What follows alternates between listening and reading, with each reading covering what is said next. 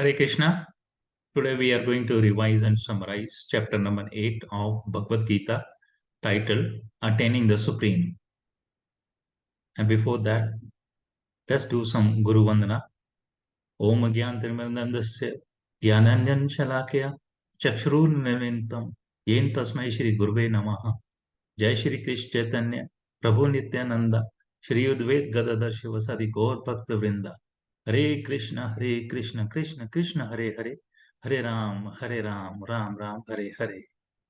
Before we start chapter number 8, let's recapitulate as to where did we end in chapter number 7. Chapter number 7 was the knowledge of the absolute, and there we learned towards the end of the chapter that Krishna Bhagwanji used very high-ended words which Arjun could not understand and he wanted to be elaborated. Basically, these things were about the willingness and to learn how not to return back to the planet Earth for repeated cycle of birth and death, birth and death. What does one has to do? So this was where we ended up in chapter number 7, and there were three main words used by Krishna Bhagwanji hinted about that, and this is what clarification he wanted about not coming back to this planet Earth, so that one could take liberation from it. So chapter number 8 starts with Arjun asking questions. Now, all throughout Bhagavad Gita, Arjun has been asking questions on behalf of the common people. And Kishan Bhagwanji has been very, very patient about it.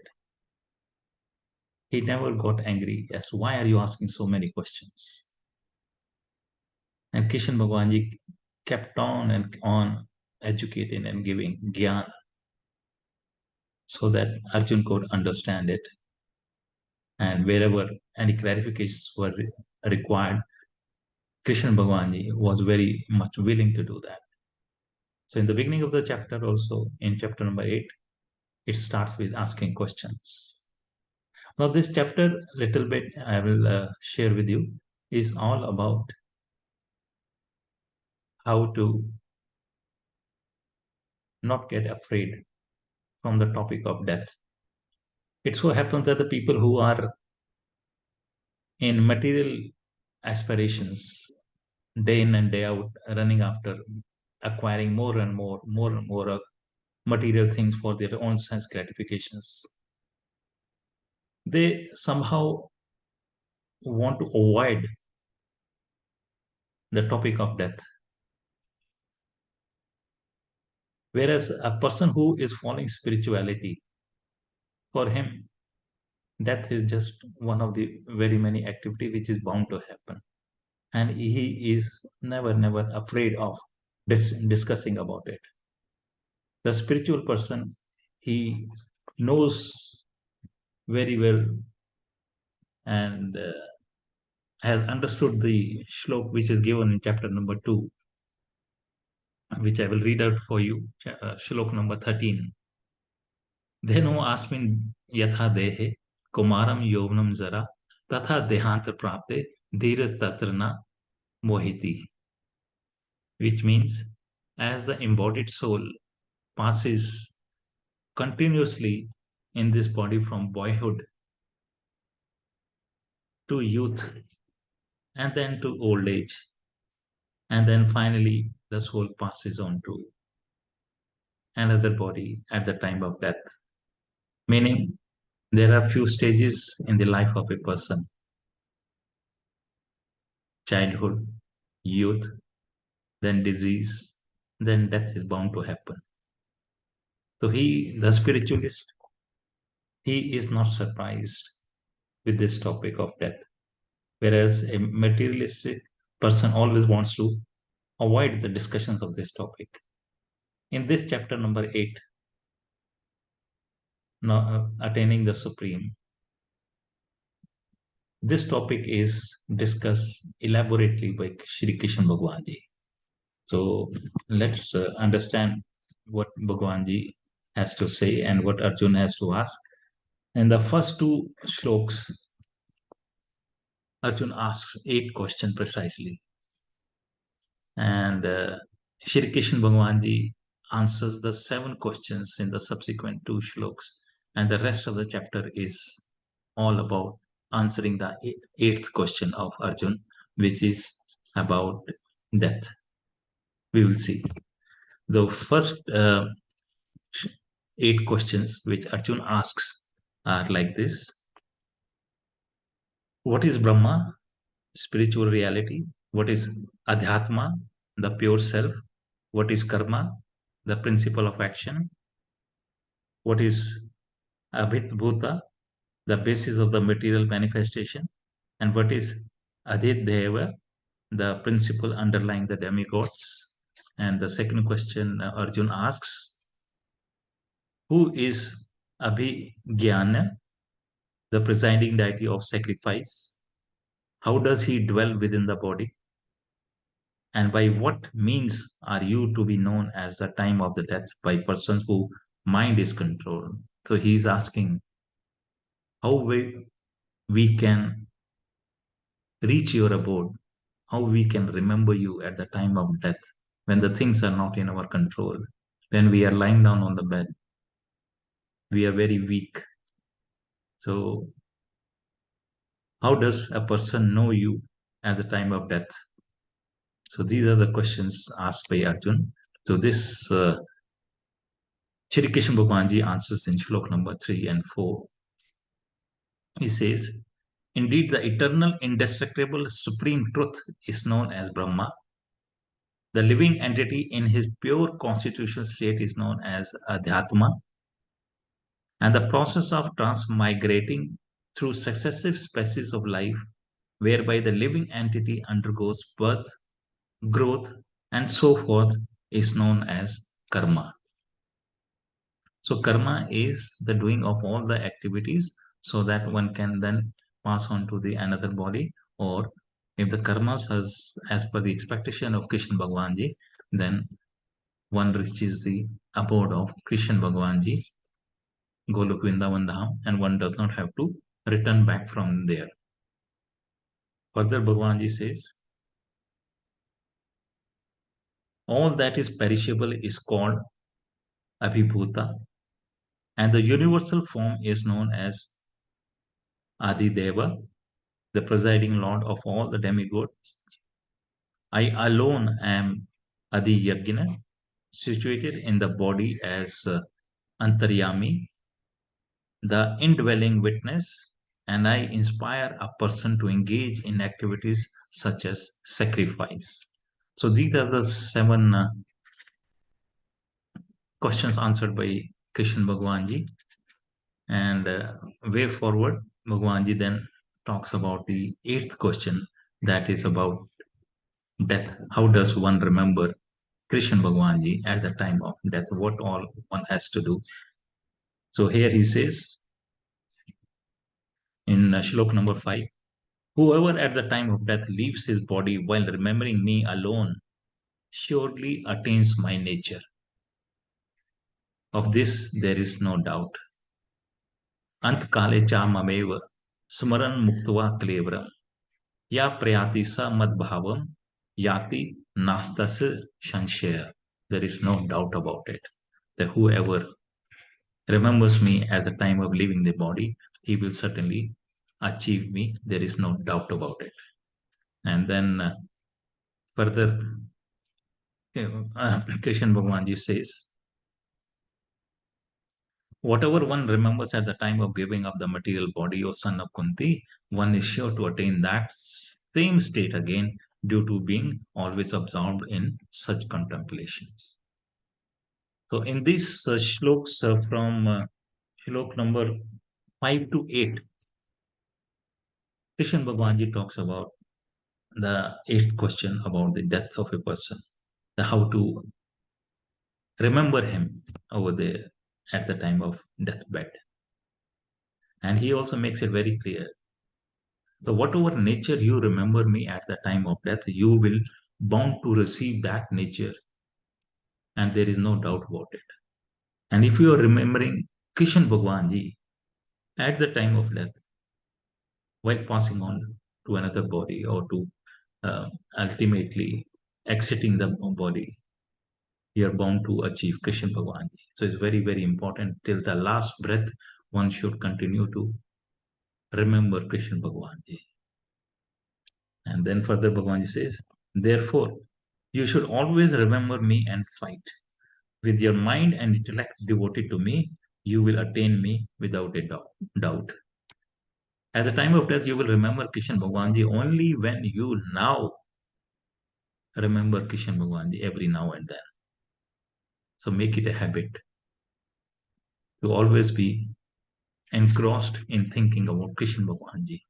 And this habit will then pass on even at the time of death.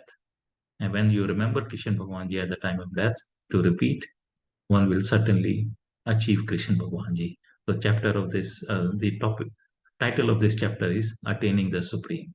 So attaining the Supreme is remember Krishna Bhagwan all throughout and especially at the time of death.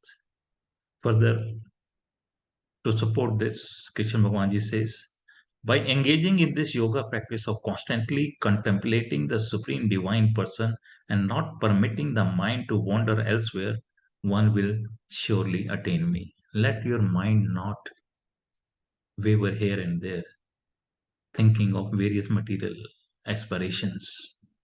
Always think of Him. And now, in Shlok number 9 onward, Bhagwanji talks about the qualities of Krishna Bhagwanji. Why? Why we should remember him? Why, what is so great about Krishna Bhagwanji? The Krishna Bhagwanji talks about himself. One should remember that the Supreme Person, that is Krishna Bhagwanji, who is all-knowing and eternal, who is the Supreme Controller, whose existence is more subtle than the most subtle, who is the creator of everyone, whose form is inconceivable, who is self effulgent like the sun, and who is transcendental to this material nature, one who, at the time of death, fully fixes his life energy between one's eyebrows by the strength of the yoga and concentrates upon Krishna Bhagwanji with undeviating attention and full devotion, certainly attains Bhagwanji or Krishna Bhagwanji. Now, from Shlok number 10 to 13, Kishan Bhavanji talks about the method of remembering Krishan Bhagwanji or the yoga of practicing so that one always focuses on him, on his lotus feet. So let's see what the yoga activities are explained by Krishan Bhagwanji. He says, I will now tell you in summary about the ultimate goal, which those who love Vedas describe as imperishable. Those in the renounced order who are free from all material desires enter there, as well as those desirous of attaining that state and who thus observe the vow of celibacy. So, very important that you observe celibacy and be away from all your desires, from all your sense gratifications, and then focus in meditation of Krishna Bhagwanji. Further, Krishna Bhagwanji says, closing all the outlets of the senses from their sense objects, confining the mind within the heart, fixing the life energy between the eyebrows, being deeply absorbed in samadhi upon the super soul through the practice of constant yoga, and repeating the syllable Om, which is sound manifestation of the Supreme Person, the yogi attains the supreme destination, giving up his body while meditating on me. So repeatedly, Bhagwanji is talking about meditating upon Krishna Bhagwanji at the time of exiting the body, at the time of leaving the body, and you are bound to attain the Supreme Personality of Godhead. Further, Bhagwanji says, now we must remember Krishna Bhagwan ji, and there are further yoga activities which are prescribed by Krishna Bhagwan ji. He says, for a yogi engaged in constantly daily remembrance of Krishna Bhagwan ji, devoid of other thoughts, if he does that, Krishna Bhagwan ji is easily attainable. The great souls or Sant Mahatmas or the Rishis, having attained me, do not take another temporary birth, which is the source of misery, for they have attained the highest perfection. The here Bhagwanji makes it very clearly that if you practice yoga of remembering, of meditating, of giving away all your desires, and all the time thinking of Krishna Bhagwanji, and this is what will happen. You are bound to achieve Him, and there will not be a repeated birth on this planet Earth. He makes it very clear in this shlok that this planet is full of dukhalaya, of misery. There is no permanent happiness in this planet. And if you want to escape disease, old age, and these miseries, and the repeated cycle of death and birth, come to his surrendering on the lotus feet of Krishna Bhagwan Ji. Remember him all the time, and preferably under the guidance of a Gurudev. So here Bhagwan Ji further says, all planets in this universe up to the planet of the Lord Brahma are places of repeated birth and death. No matter which planet you may go, heavenly planets also, up to the planet of Brahma, all are sources of misery, and one has to take a rebirth. So, all planets in this universe, up to the planet of Lord Brahma, are places of repeated birth and death. But one who attains Krishna Bhagwan Ji, he never takes birth again. So, it's made it very clear. All the planets, Swarg and planets superior to Swarg, even if one reaches over there because of his good deeds, still one has to come back to the planet Earth when the good times are over, when the karma deeds are over. One has to take the birth again in this planet Earth and face the miseries of this planet Earth. And but he who reaches the abode of where Krishna Bhagwanji himself lives, or wherever he resides, Golok Vrindavan Dham, one who reaches there, he then never has to take rebirth. He never has to come back on this planet Earth. He is liberated and is always in the service of Krishna Bhagwanji. Now, further, Bhagwanji talks about the time period of the day and night of Brahma. And then he mentions over there that all the human beings, all the living beings, they are manifested whenever there is a daytime of Lord Brahma. And as soon as the night erupts after the day of Lord Brahma's time period, then all the living beings are annihilated. They are all finished. And when the morning arises again everybody manifests. They are again become alive, new births. So this is what Kishan Bhagwanji is describing in Shlok number 18. He says, all living beings manifest from the unmanifest cause at the beginning of Brahma's day and again become dissolved or finish into the same unmanifest cause upon the arrival of the night. Bhagwanji continues and says and explains further in this. He says, the hosts of living entities who come into being at the approach of Brahma's day are again dissolved upon the arrival of his night. They repeatedly manifest at the approach of Brahma's day, being under superior control.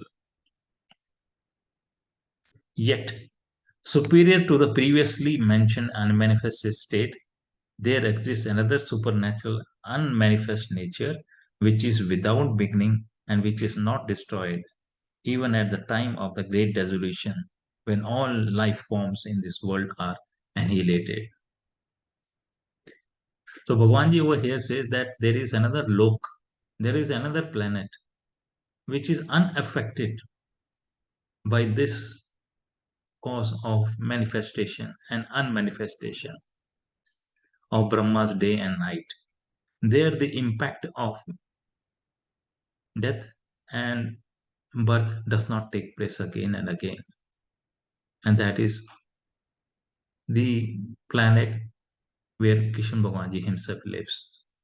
That is the superior, the supreme planet, the much sought after planet.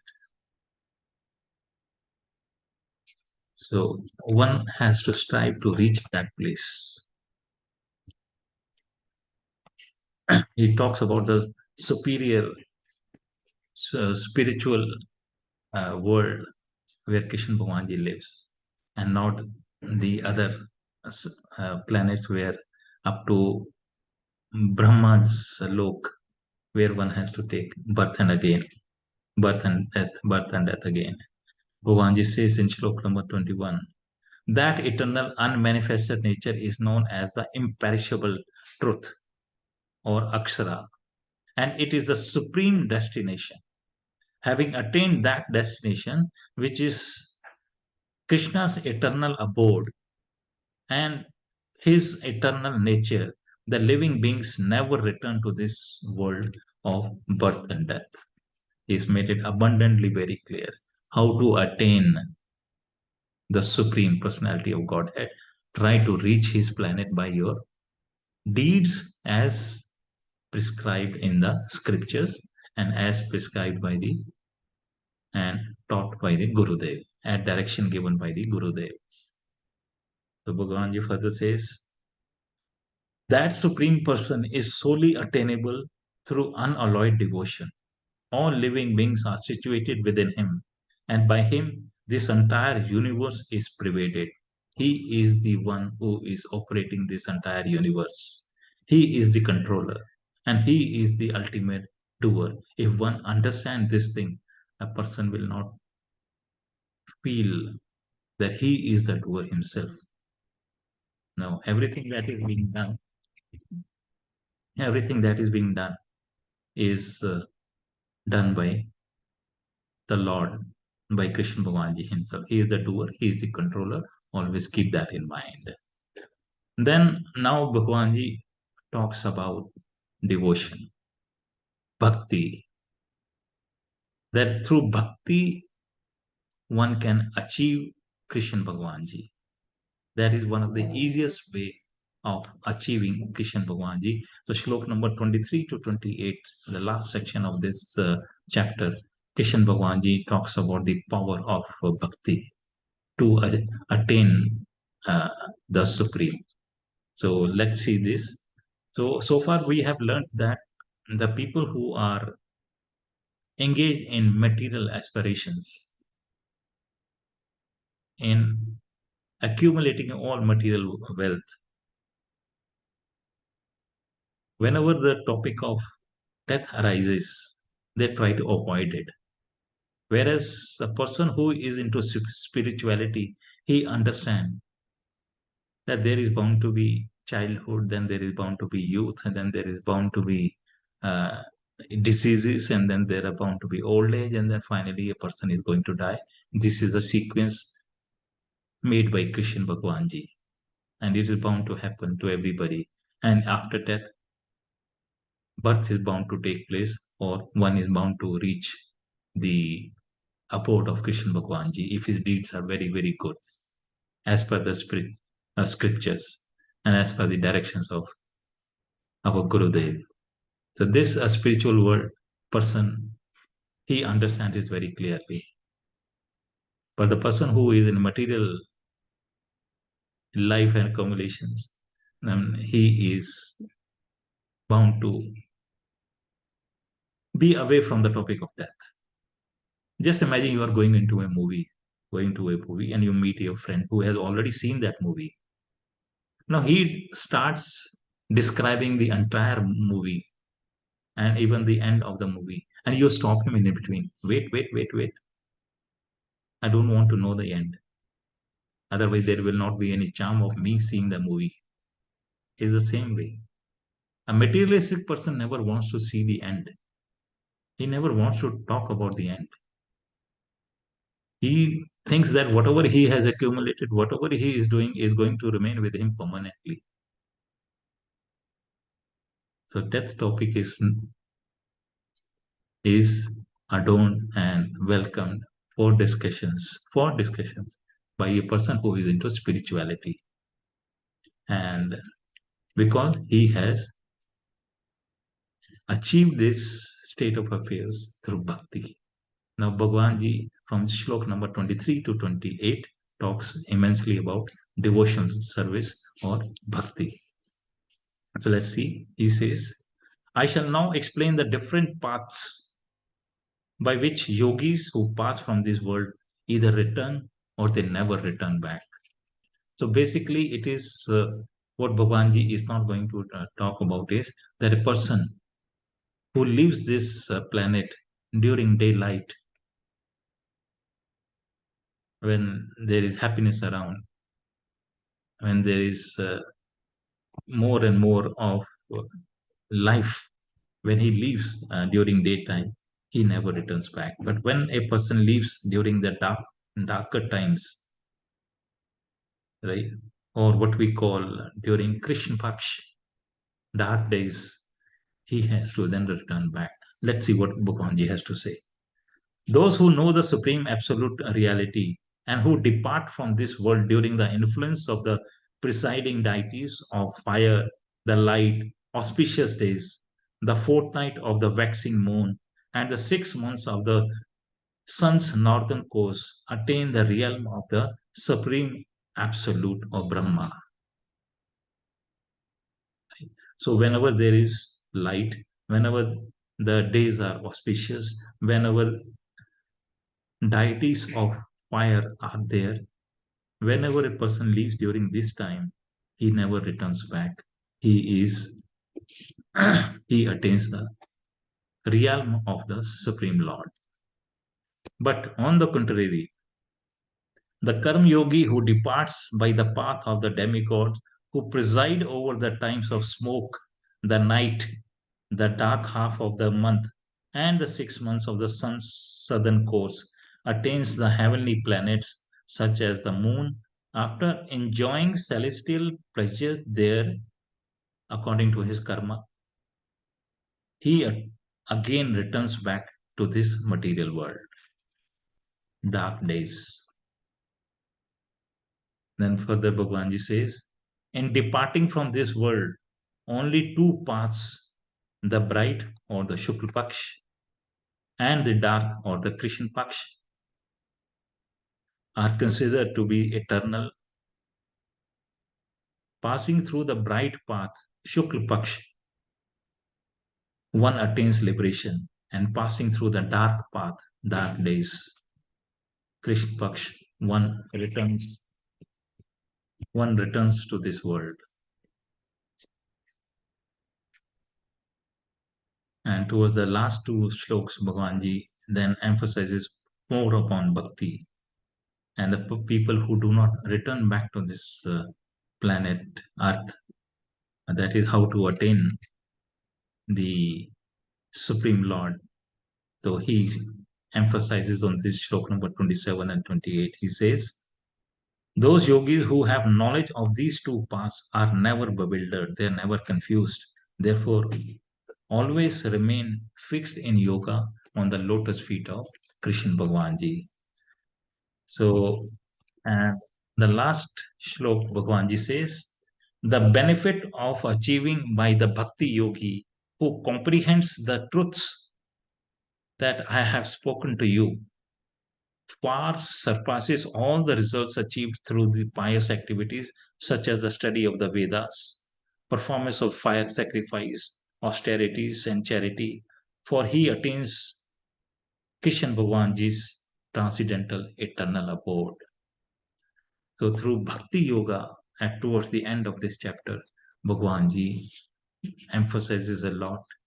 That is the way one can achieve Krishna Bhagwanji.